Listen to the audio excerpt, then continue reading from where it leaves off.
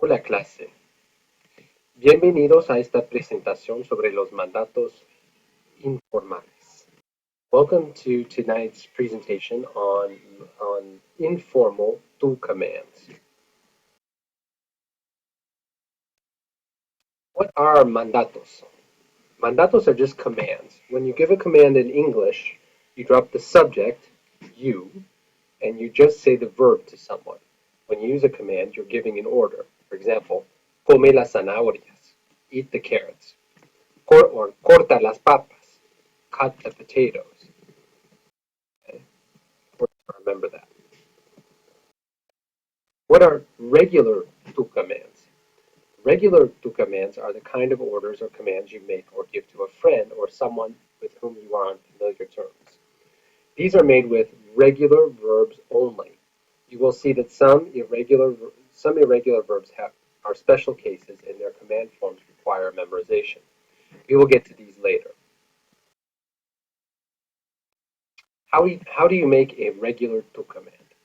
It's very easy to make a regular tu command. You simply take the él, ella, usted, or third-person conjugation of the verb in the present and add whatever you need to. You can also think of it, if you would rather, as taking the tu form and dropping off the s. You get the same effect. So, for example, the verb añadir is to add.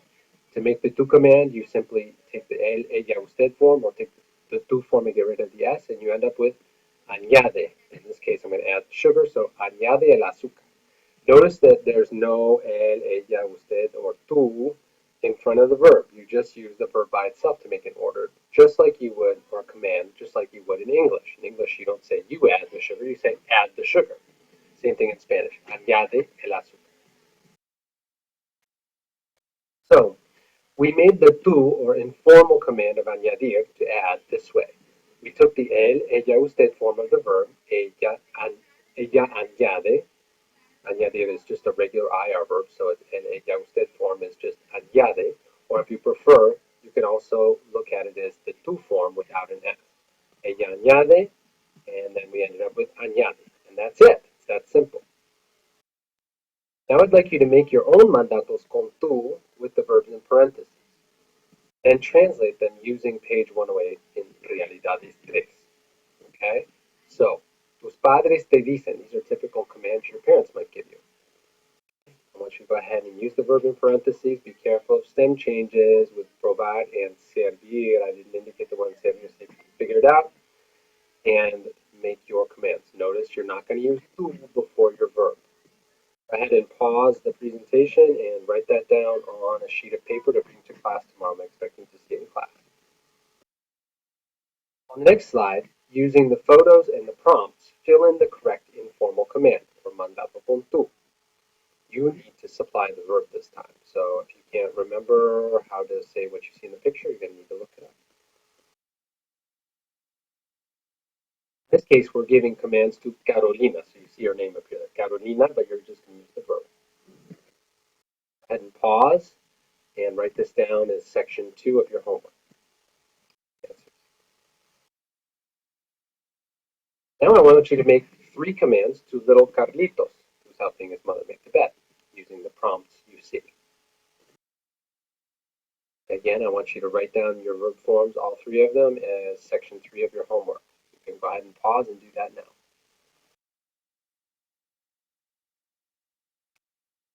All right, see now if you can make the command forms of the following verbs.